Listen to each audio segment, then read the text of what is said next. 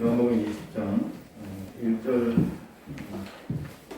11절부터 23절까지.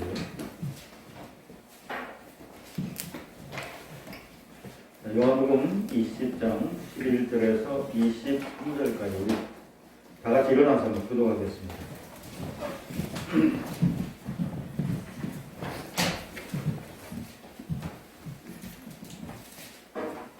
마리아는 무덤 밖에 서서 울고 있더니 울면서 무려 무덤 안을 들여다보니 빈문은 두 천사가 예수의 시체에 되어진 곳에 하나는 오른편에 하나는 맞은편에 앉았더라. 천사들이 이르되 여자여 어찌하여 우느냐 이르되 사람들이 내 주님을 옮겨다가 어디 두었는지 내가 알지 못함이니이다.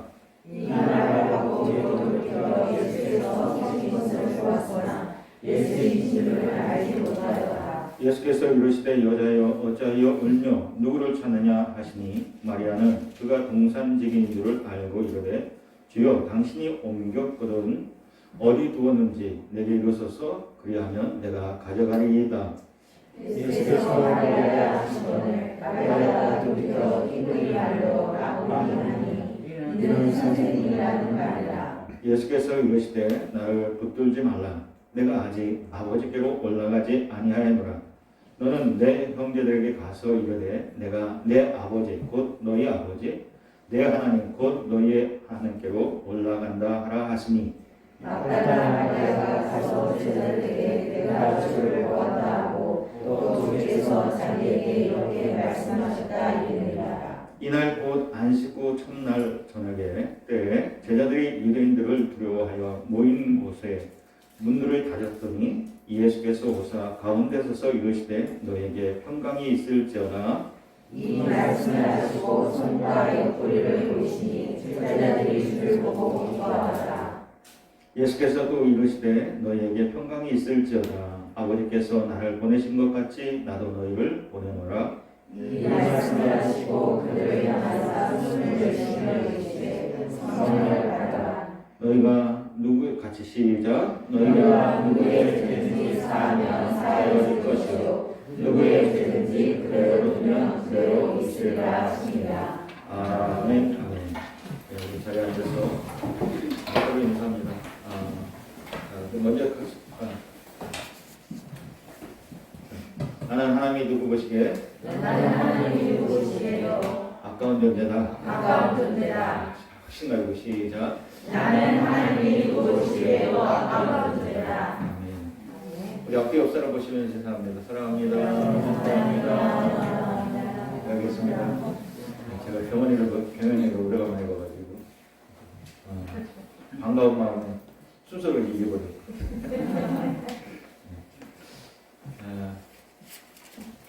얘기 이렇게 보면 좋은데 아쉽네. 네. 오늘도 말씀 은혜 받으시기를 주의 이름으로 축원합니다. 축원합니다. 네, 오늘은 부활주일입니다. 여러분은 예수님이 죽으시고 다시 살아나시는 것을 믿으십니까? 아멘. 우리 삶 속에서 예수님의 부활은 계속 우리 삶 속에 이어져 진행되어야 합니다. 아멘. 그렇다면 예수님의 부활하심이 우리의 삶에 무엇을 바꿔 놓았습니까? 변화된 삶이 무엇입니까?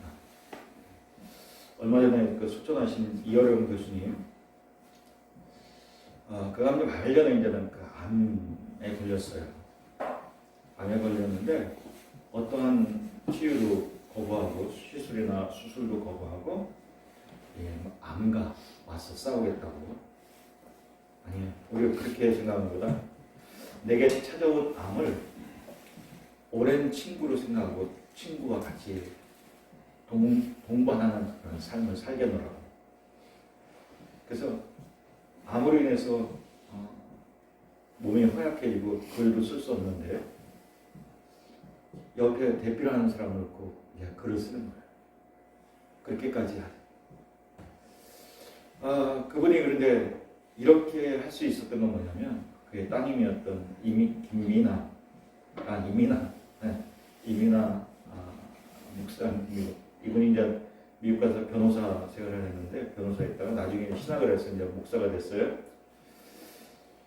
이 따님의 영향이었어요. 따님도 암에 걸렸는데 암에 걸리면서 아버지가 봤을 때, 아버지 이혜영 교수가 봤을 때 어떻게 제가 암에 걸렸는데 이렇게 당당할 수 있을까? 어떻게 초연하게 그런 암을 이렇게 맞을 수 있을까? 그런 모습을 보면서 부활의 신앙을 갖게 됐다는 것이에요. 그래서 이혜영 교수님이 참 이렇게 신앙생활을 하면서 선한 영향력을 많이 끼쳤던 그런 분이신 것을 보게 됩니다. 예수님의 부활은 제자들의 신분을 바꿔놓았습니다. 예수님의 부활은 제자들의 마음, 그들의 의지와 감정을 바꿔놓았습니다. 예수님의 부활은 제자들의 사명까지도 바꿔놓았습니다. 우리의 삶에도 이러한 변화가 있기 위해서는 예수님의 부활을 사실로 믿어야 한다는 것이죠. 아멘. 이러한 전제가 우리의 삶의 기본이 되어야 된다는 것입니다. 아멘. 이러한 믿음의 삶이 우리에게도 있기를 주의 이름으로 축원합니다. 아멘. 예수님의 부활은 사실이었습니다. 오늘 본문에도 얘기하죠. 예수님의 빈 무덤이 예수님의 부활이 사실이라는 것을 증명합니다. 또 무덤에 나타났던 두 천사의 말이 예수님의 부활이 사실임을 증언하고 있습니다. 여인들과 제자들이 부활하신 주님을 직접 목격했다고 하고 그 외에도 많은 예수님의 부활하심을 목격한 증인들이 있다고 얘기합니다. 사도 바울은 고린도에서 얘기하죠. 아직도 우리 가운데 500여 형제가 살아있다라고 얘기하고 있습니다. 제자들도 처음에는 예수님의 부활을 믿지 못했어요. 왜냐하면 죽었던 사람이 다시 살아난다는 것은 이건 놀라운 일이에요. 있을 수 없는 일이에요. 그리고 그 당시에 모든 사람들에게는 이 부활이라고 하는 단어가 없어요. 이 부활이라고 하는 것은 새로운 개념이에요. 새로운 단어예요.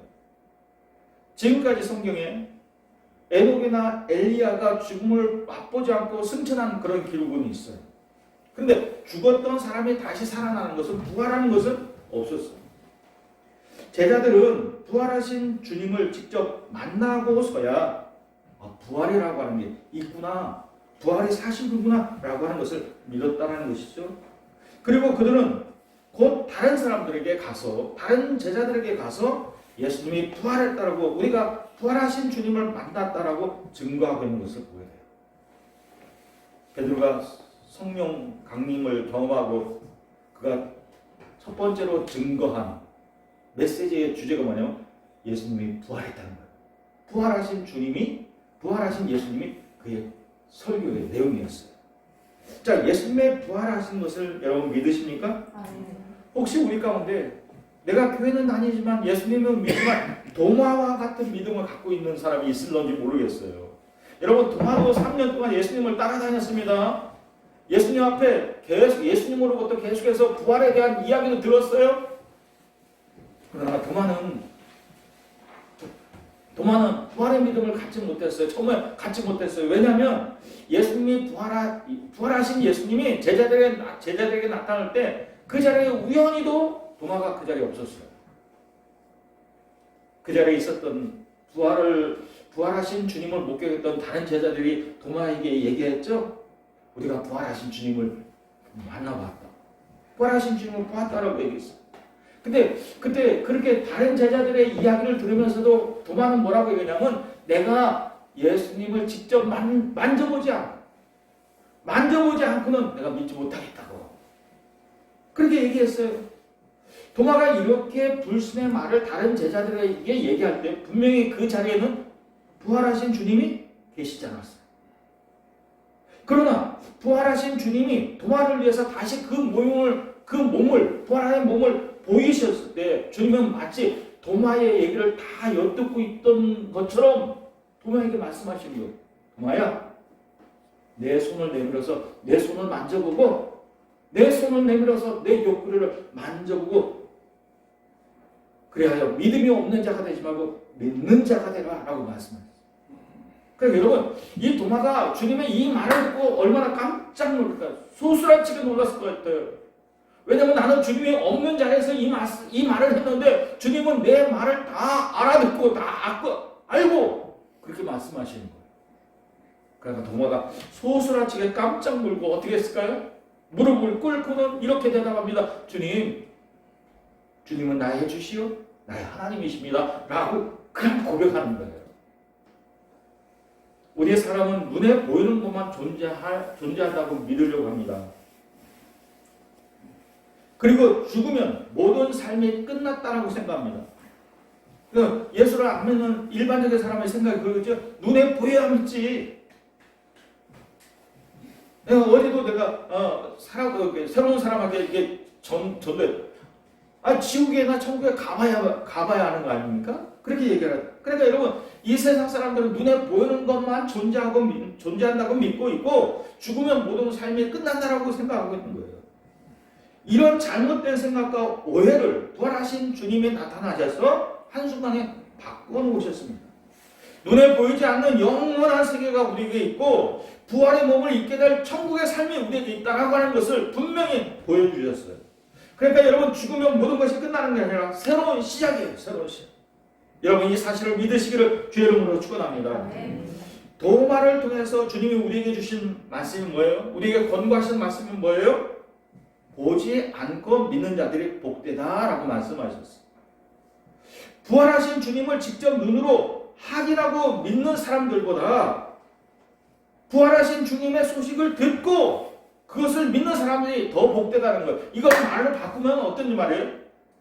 부활하신 예수님을 봤던 제자들보다 그 사실을 듣고 믿는 우리가 더 복되다는 것이죠. 더 복되다는 것이에요. 도마가 한 말을 주님은 다 알아듣고 그대로 도마에게 말씀하신 것처럼 오늘 주님은 우리의 믿음의 고백을 듣고 그대로 우리를 판단하실 겁니다. 그리고 우리를 심판하실 거예요.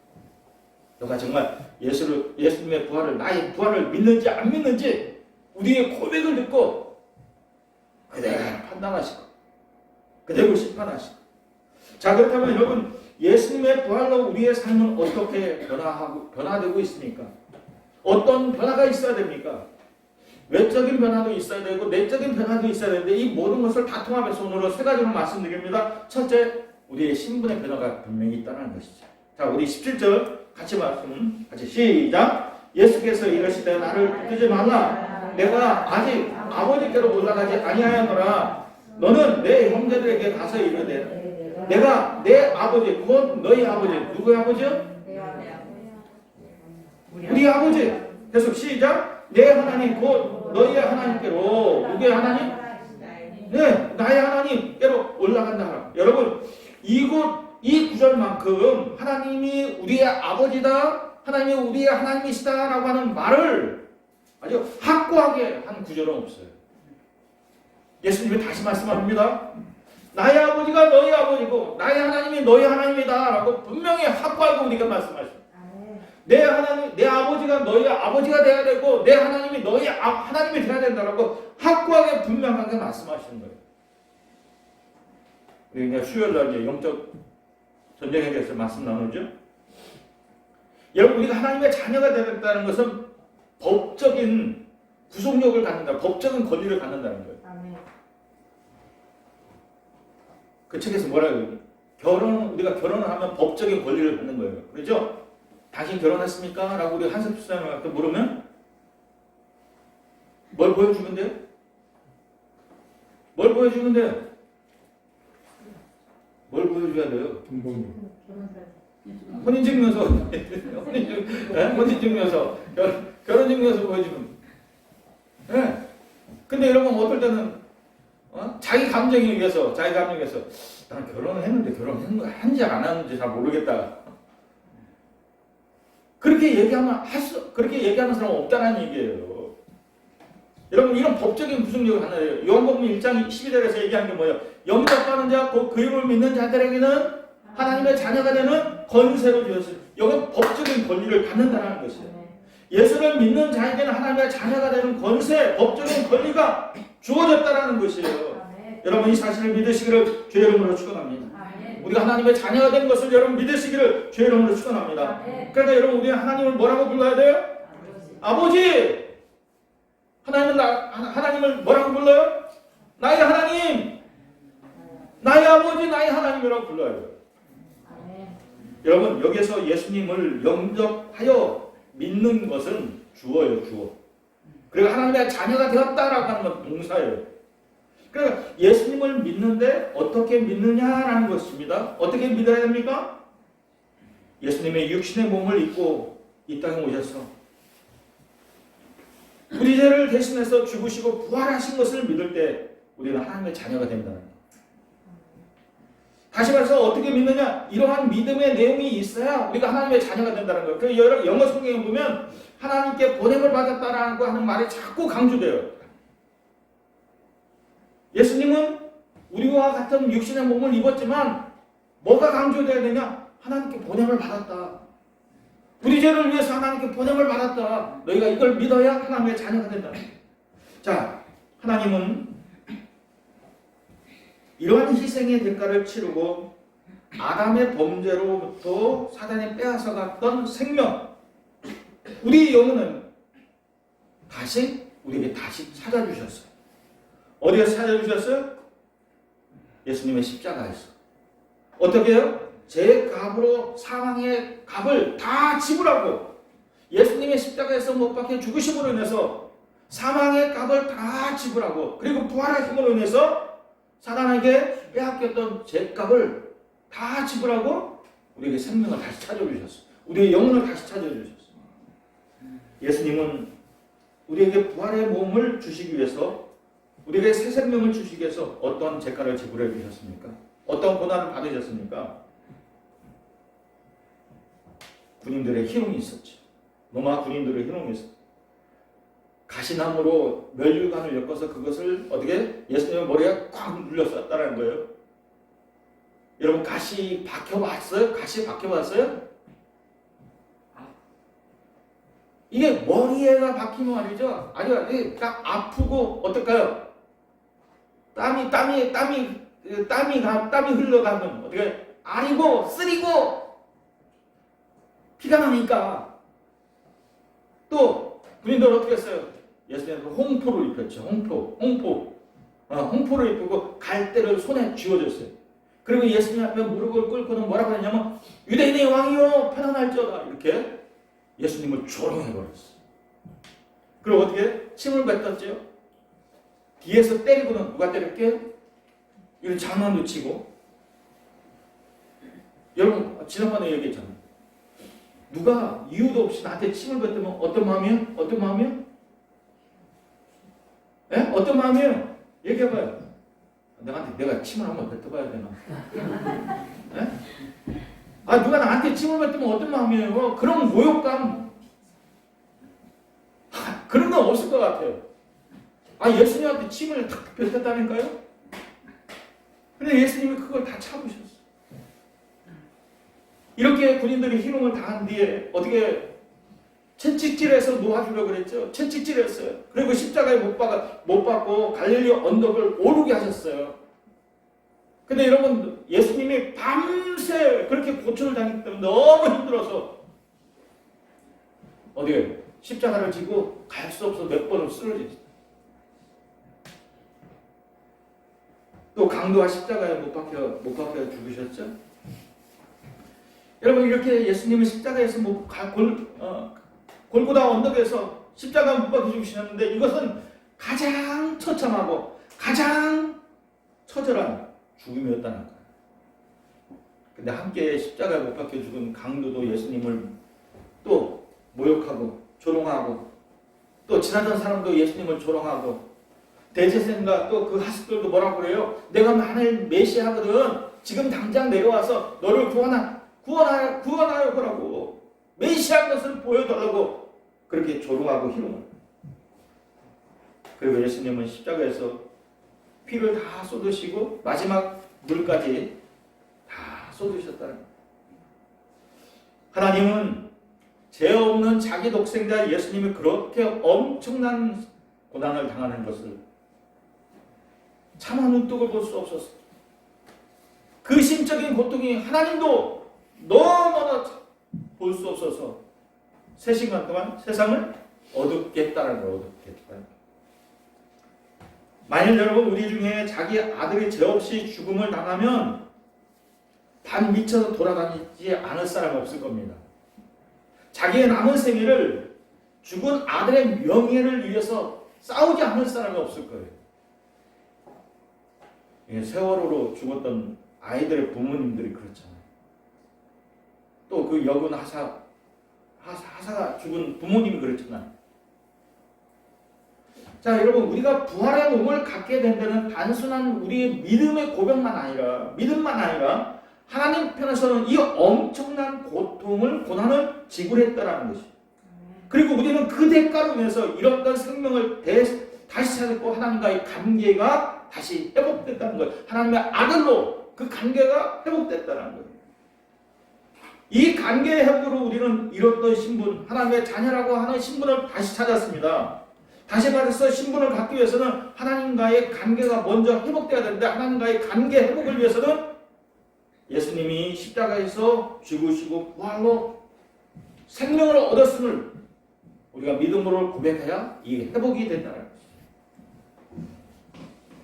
것입니다. 생명이 없는 자녀에게는 아무리 신분을 줘도 소용이 없어요. 그렇잖아요, 여러분. 실종된 아들의 이름을 부르며 너는 내 아들이다 라고 외쳐봐야 아무런 소리가 없는 거예요. 왜? 그 아들은 죽었으니까. 생명을 살아있는 사람에게만, 살아있는 사람에게 신분이 중요한 거지. 하나님은 우리의 잃어버린 생명, 단절된 신분을 예수님의 십자가의 구속의 값으로 지불하고 우리에게 다시 찾아주셨습니다. 그래서 주님께서 말씀하십니다. 내가 내 아버지 곧 너희 아버지, 내 하나님 곧 너희의 아버지께로 올라간다라고 확고하게 분명하게 말씀하시는 거예요. 주님이 부르시는 하나님 아버지가 내 아버지가 된 것을 여러분 믿으시기 바랍니다. 아멘. 주님이 부르신 그 하나님이 내 하나님이 된 것을 여러분 믿으시기를 주의 이름으로 축원합니다. 아멘. 하나님이 내 아버지라면 나를 향한 아버지의 마음은 어떤 마음입니까? 그 마음이 마태복음 11장에 너무나 잘 표현하고 17장에 잘 표현하고 있죠. 자, 우리 같이 한번 읽습니다. 자, 시작. 너희가 악한 자라도 좋은 것으로 자식에게 줄 줄 알거든. 다시 시작. 너희가 악한 자라도 좋은 것으로 자식에게 줄 줄 알거든. 하물며 하늘에 계신 너희 아버지께서 구하는 자에게 좋은 것으로 주시지 않겠느냐. 육신의 아버지도 아무리 나쁜 아버지도 자기 자식에게는 좋은 것을 주기를 원하는데 하늘에 계신 우리 아버지는 그 이상이지 않겠느냐. 너에게 좋은 것을 주지 않겠냐라고 말씀하십니다. 하나님은 이 우주 만물을 만드신 창조주 하나님이십니다. 그리고 그 모든 것을 주관하시고 섭리하시는 하나님이십니다. 그 하나님이 우리의 아버지가 되시고 우리의 하나님이 되신다는 거예요. 부활의 생명을, 영원한 생명 우리에게 주시겠다는 거예요. 아멘. 여러분은 하나님과 관계가 회복되었습니까? 새로운 신분, 하나님의 자녀 신분을 여러분 가졌습니까? 여러분, 그렇다면 우리가 하나님을 늘 아버지라고, 하나님 아버지라고 부르는데 어떠한 꺼리낌도 없어야 돼요. 하나님을 늘 아버지로 부르고 하나님과의 깊은 관계를 갖기를 주의 이름으로 축원합니다. 아멘. 이 신분은 예수님이 십자가에 죽으시고 부활을 통해서 얻게 된 우리의 새로운 신분이라는 것입니다. 이러한 신분의 변화가 여러분 우리에게 있는 것을 믿으시기를 주의 이름으로 축원합니다. 아멘. 두 번째, 우리의 마음에 의지와 감정의 변화가 있다는 것이죠. 이어령 교수가 그렇게 암과의 투병을 하면서 뭐라고 했냐면 자기가 독해서 이런 것도 아니고 용기가 의지가 강해서 그런 것도 아니고 성경에는 다른 종교에서 없는 죽음에 대해서 아주 리얼하게 기록됩니다. 예수님의 죽음에 대해서 얼마나 리얼하게 기록됐습니까? 심적인 고통에 대해서 얼마나 리얼하게 기록됐습니까? 자신의 이 아픔은 예수님의 그 받으신 그 고난과 비교하면 아무것도 아니라는, 아무것도 아니라는. 생각해 보세요. 암과의 마지막 투병이 얼마나 괴롭겠어. 얼마나 힘들겠어. 근데 그걸 참아내고 인내하는 것 어때? 내 이 고통은 아무것도 아니야. 십자가에서 죽으시는 예수님 비하면 이건 아무것도 아니라는 거야. 그러니까 예수님의 십자가의 복음과 부활의 신앙을 가졌기 때문에 이렇게 끝까지 인내할 수 있어요. 자, 예수님의 십자가에 죽으신 이후에 제자들이 갖게 된 심리적인 상태가 어떤 겁니까? 불안함과 두려움이었어요. 그들의 감정은 슬픔에 빠져 있었어요. 예수님이 십자가에 죽으신 죽음의 이기 같은 그런 이기가 제자들 가운데 있었어요. 어떻게 해요? 우리도 혹시 잡혀서 죽음을 당하는 거 아니야? 그래서 예수님이 죽으신 이후부터 제자들이 모일 때마다 어떤 일이 있어요? 문을 철저히 걸어 잠그는 거예요. 우리도 혹시 붙잡혀서 죽음을 당할지 모른다. 막달라 마리아로부터 예수님이 부활했다라고 하는 말을 들었음에도 불구하고 제자들은 전혀 그 말이 이루가 되지 않았어요. 의심만 됐지. 여전히 두려운 마음 가운데 있었어요. 아니 부활하신 주님을 만난 후에도 여전히 이들의 마음 가운데, 제자들의 마음 가운데는 슬픈 마음을 쉽게 가시지 않았어요. 왜요? 제자들에게 예수님의 십자가의 처형은 너무나도 충격으로 와닿았습니다. 너무나도 공포였습니다. 아니 능력 많으신 주님께서 손 한 번 쓰지 않고 죽음을 당했다라고 하는 그 공포감이 그들에게 있었어요. 그 공포감에 더불어서 자신들이 주님을 위해서 어떤 것도 할 수 없다라고 하는, 아무것도 할 수 없다라고 하는 무기력감이 더한 것이에요. 그러니까 여러분 제자들의 마음은 어때요? 그렇게 능력 많으신 주님 손 한 번 쓰지 않고 죽음을 당하고, 그리고 우리가 할 수 있는 것이 아무것도 없다. 이 무기력감, 공포감, 이게 엄청났다는 것이죠. 갈릴리 바다에서 부활하신 주님이 다시 제자들을 만났을 때 제자들은 이러한 무거운 마음을 쉽게 가시지 내려놓지 못했어요. 주님이 그들을 위해서 숯불에 생선을 굽고 떡을 굽고 제자들과 아침을 드셨죠. 그리고 제자들은 주님과 함께하면서 얼마간의 마음의 안정은 되찾았을 거예요. 그때 주님께서 그들에게 하신 말씀이 무엇입니까? 너에게 평강이 있을지어다. 제자들이 자신의 죽음을 보고 공포 가운데 두려움 가운데 떨고 있는 이들에게 부활하신 주님이 저들에게 나타나서 하신 말씀이 너에게 평강이 있을지어다. 아멘. 죽음의 위기에 놓여 있는 제자들에게 평강이 있을지어다. 아멘. 나 이러다가 죽을 것 같다. 그런 생각이 드는 사람에게 주님 찾아오셨어. 너에게 평강이 있을지어다.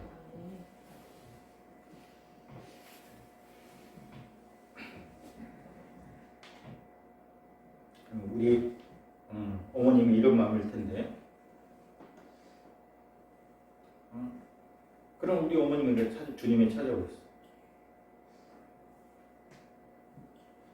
내게 평강이 있을지어다.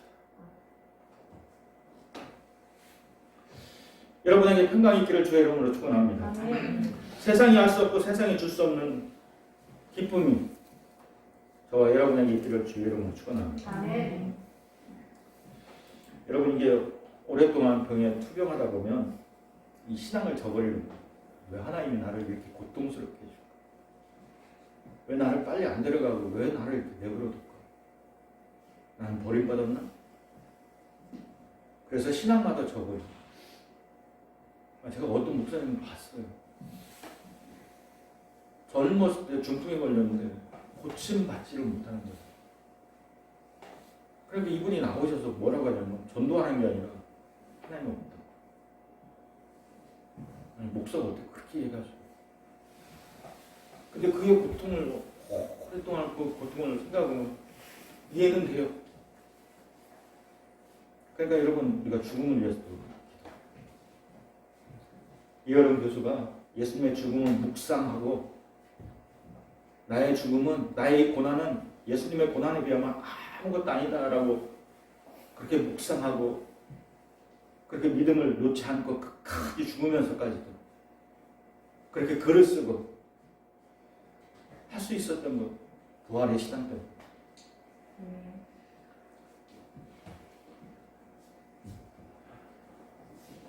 이 평강은 하나님과 관계가 회복되고 신분에 회복된 사람만 가질 수 있는 기쁨입니다. 세상의 위협과 죽음의 공포를 이긴 사람, 부활의 신앙, 참 생명을 가진 사람이 누릴 수 있는 기쁨입니다. 우리는 사도 바울의 권면을 들어야 돼. 사망아, 너의 이기는 것이 어디 있느냐? 사망아, 너의 쏘는 것이 어디 있느냐? 사망에 쏘는 것은 죄요, 죄의 권능은 율법이라. 우리 주 예수 그리스도로 말미암아 우리에게 이김을 주시는 하나님께 감사하노라. 여러분, 예수님은 사망을 이기셨습니다. 그리고 우리에게도 사망을 이기는 힘을, 능력을 주셨음을 여러분 믿으시기를 주 여러분으로 축원합니다. 예, 믿음으로 끝까지 견뎌야 돼. 이기셔야 돼요. 사망을 이기셔야 돼요. 두려운 게 아니라 사망은 우리에게 또 다른 시작이라고 하는 분명한 확신, 부활이 있음을 분명한 확신을 가져야 되십니다. 내 죄의 법적인 문제가 십자가로 다 해결됐다고 믿는 사람, 예수님의 십자가의 죽으심으로 사단이 지금까지 가지고 있던 사망의 권세에서 해방된 것을 믿는 사람이 가질 수 있는 기쁨과 한이, 이게 주님이 주시는 평강. 이러한 기쁨과 한이가 있기를 주의 이름으로 축원합니다. 여러분, 다른 측면을 생각해 볼까요? 죽었던 나사로가 다시 살아났습니다. 죽었던 나사로가 다시 살아남으로 인해서 베다니 시몬의 집에 큰 잔치가 열렸어요. 많은 사람들이 죽었던 나사로를 보기 위해 찾아왔고, 그리고 나사로를 살린 예수님이 어떤 분인가 보기 위해서 찾아왔습니다. 많은 사람이 몰려왔어요. 그래서 그 많은 사람들이 잔치에 참여하고 기쁨을 함께 했다는 거예요. 다시 살아난 나사로를 보면서, 나사로를 살린 예수님을 보면서 그 기쁨 잔치에 참여했다는 거예요. 그런데 여러분, 그랬던 나사로는 다시 죽었죠. 나이 먹어서 죽었겠죠. 그렇죠? 그러니까 여러분 보세요. 일시적인 생명이 연장돼도 이러한 기쁨의 잔치가 있었는데, 우리의 생명이 영원히 연장되는 천국에서는 얼마나 큰 잔치, 얼마나 기쁨의 잔치가 있겠느냐 하는 것이에요. 이러한 소망이 있는 사람에게 뭐가 있다고요? 평강이 있다는 거예요. 이러한 소망이 저와 여러분에게 있기를 주의 이름으로 축원합니다. 세 번째, 사명의 변화입니다. 21절 같이 읽습니다. 자, 시작. 예수께서 또 이르시되 너에게 평강이 있을지어다. 아버지께서 나를 보내신 것 같이 나도 너희를 보내노라. 아버지께서 나를 보내신 것 같이 나도 너희를 보낸다라고 말씀하시죠. 예수님이 12제자를 선택하시고 저들과 함께하면서 두루 다니며 하나님의 나라에 대해서 전파했습니다. 여러분, 하나님의 나라는 하나님의 주권이, 하나님의 통치권이 내 안에서 이루어지는 나라예요. 내 삶의 주인은 누구십니까? 예수님이십니다. 여러분, 내 삶의 주인은 예수님이셔요. 내 삶의 주인이 예수님이라고 믿으면 내 뜻대로 사는 게 아니라 예수님 뜻대로 사는 거, 하나님 뜻대로 사는 것이에요. 그것이 바로 하나님의 나라가 내 안에서 이루어지고 있다는 것이에요. 예수님은 자신을 통해서 하나님의 통치권이, 하나님의 주권이 이루어지고 있음을 제자들에게 늘 가르치셨고 늘 보여주셨어요. 이때 주님께서 제자들에게 부탁하신 내용이 뭐냐면, 너희는 땅 끝까지 이르러 복음을 전하는 거예요. 전국 복음을 전하는 거예요. 그리고 하나님의 나라가 가까이 왔다라고 증거하라는 것이에요. 그러니까 여러분 보세요. 하나님 나라의 기초는 예수님의 순종을 통해서 시작되었어요. 그 시작의 시발점이 어디냐면, 시점이 어디냐면 바로 예수님의 십자가의 사건이 십자가예요. 예수님이 십자가에서 죽으심으로 우리의 죄의 문제가 해결됐습니다. 죄의 모든 문제가 해결받은 사람을 통해서 이제는 하나님의 나라가, 하나님의 백성이 시작된다는 것이에요. 그러니까 여러분 보세요. 십자가 이전에 하나님의 나라는 가까이 오고 있다라고 하는 예고적인 선포였어요. 그러나 예수님이 십자가에 죽으신 이후부터는 어떻게? 완성된, 하나님의 나라가 완성된 선포예요. 그래서 여러분, 우리가 복음이라고 할 때 복음은 예수님의 5대 사건을 얘기하는 겁니다. 예수님의 탄생과 예수님의 생애와 예수님의 죽음과 예수님의 부활과 예수님의 승천하심. 아니, 재림하심. 생애는 빼고 가야 돼요. 예수님의 탄생과 예수님의 죽으심과 예수님의 부활하심과 승천하심과 재림하심. 그죠? 자, 그러니까 여러분 보세요. 예수님의 죽으심과 부활하심으로 해서 우리의 모든 모든 문제가 해결되었어. 그리고 복음의 완성되었음을 전하는 것이에요. 그래서 이제부터는 뭐라고 하냐면 제3을 전하는 것이에요. 자, 우리 23절 다시 한번 또 한번 봅시다. 자, 23절 시작. 너희가 누구의 죄든지 사하면 사여질 것이요 누구의 죄든지 그대로 두면 그대로 있으리라 하시니라. 여러분 무슨 말씀이시죠? 무슨 말씀입니까 이게? 우리가 예수님의 죽으심과 부활하심을 믿음으로 죄에서 해방되었습니다. 죄에서 자유함을 가졌습니다. 모든 문제가 해결되었습니다. 내가 이 복음을 전하면 복음을 듣는 사람이 이것을 믿고 죄사함을 갖지만 근데 내가 이 사실을 전하지 않으면 우리가 전하지 않으면 사람들이 듣지를 못하기 때문에 죄사함을 갖지 못한다는 거예요. 우리에게 죄사하는 권세가 있다라는 말보다도 복음을 전함으로 인해서 죄사함의 권세가 다른 사람에게 전해진다는 거예요. 그 들은 사람에게 전해진다는 거예요. 한 사람의 영혼이 우리의 말에 우리의 복음 전도에 있다라는 것이에요. 저는 이 말씀을 묵상하면서 전도에 대한 중압감을 받습니다. 제사함을 받는다라고 하는 것이 얼마나 큰 축복인데 이것을 전하지 않으면 어떻게 되겠는가? 나는 예수님의 죽으심과 부활하심을 믿음으로 인해서 하나님의 자녀가 되는 신분을 가졌고 또 하나님과의 관계를 통해서 하나님이 주시는 생명과 평강을 내가 누리고 있는데 이 사실을 모르고 죽는 사람은 영원한 형벌, 지옥에 갈 수밖에 없는데 내가 전하지 않음으로 인해서 이런 결과가 생기는데 그다음 나는 해야 될 건 뭔가? 자, 예수님의 부활의 사실로 믿는 사람은 예수님의 부활의 증인이 되어야 돼요. 우리가 예수님의 부활을 믿는다면 예수님의 부활의 증인이 되어야 돼요. 그러니까 부활의 증인으로 우리가 바뀌어야 돼요. 우리의 사명이 바뀌어야 돼요. 분명해야 돼요. 자, 그래서 여러분 내가 증거함으로 인해서 10사람, 100사람, 1000사람 아니 10,000명이라도 제사를 받을 수 있어요. 내가 복음을 증거함으로 인해서. 그러나 내가 입을 다물고 있으면 10사람이 100사람, 그 100사람의 그 1000사람의 수많은 사람들이 제 삶에 대해서 듣지 못하고 지옥에 갈 수밖에 없다. 왜? 내가 침구하고 있기 때문에. 어제도 너무 급해서 일하러 갔는데 인력에서 사람이 왔어요. 근데 사람들이 자꾸 나를 부를 때 목사님 부르니까 이 사람이 이상하게 생각하는 거야. 목사님이시라며요? 나는 참 부끄러운 게 저 사람이 또 나를 어떻게 생각할까? 기도하고 열심히 보험전도 하고 신방하고 해야 되는데 나와서 일하고 있는 나를 어떻게 생각할까? 주변에서 좀 그렇게 좀 안 불렀으면 좋겠는데 주변에서 다 믿는 사람이 나를 그렇게 불러는 거예요. 그래서 이제 믿음의 얘기를 이제 시작했어요. 제 삶에 대해서 예수님이 당신의 죄를 대신해서 죽으신 거에 대해서 말씀드렸어요. 그때 이분이 뭐냐면 하나님이 너무 편협한 하나님이라고 나 외에 다른 신을 섬기지 말라는 그 하나님을 볼 때 너무 편협한 하나님이라고 또 믿는 사람들이 말과 실천이 다르기 때문에 그런 모습을 보고 난 안 믿겠다고 단호하게 얘기하는 거예요. 그러면서 자기의 딸이 예수 믿는데 그러면서 딸 이야기를 이렇게 하는 딸 얘기를 저한테 얘기를 하더라고요. 그리고 하나님의 자녀된 신분으로 하나님을 아버지라고 부르며 기쁨을 누리고 있습니까? 이 기쁨을 우리만 갖고 누리라고 주신 것은 아닙니다. 그렇지 않다고 생각이 든다면 제 삶을 받는 이 축복을 다른 사람에게도 증거해서 다른 사람도 제 삶을 받게 하는 그러한 삶이 있기를 주의 이름으로 축원합니다. 그래서 우리가 지금은 대면에서 전도하는 게 쉽지 않으니까 우리가 작년부터 그래서 부활절에 했던 것이 꽃나눔을 통해서 이미지 전도를 하자. 주변 사람들에게 교회가 이렇게 좋은 일을 하고 있다, 좋은 걸 나눠주고 있다라고 하는 것을 이렇게 하고 있습니다.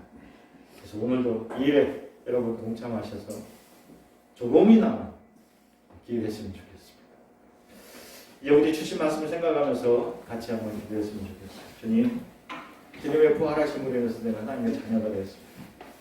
주님의 부활하심으로 인해서 내 심령이, 내 마음이 변화가 왔습니다. 주님이 주신 평강이 내 삶을 누릴 수 있게 주님 도와주시기 원합니다. 주님의 부활로 인해서 주님, 내가 사명자가 됐습니다. 나만 이 복음의 축복을 받는 것이 아니라 다른 사람에게도 전할 수 있는 부활의 증인이 되게 해달라고 우리 한번 그렇게 기도했으면 좋겠어요. 같이 한번 한 2, 3분 동안 기도합니다.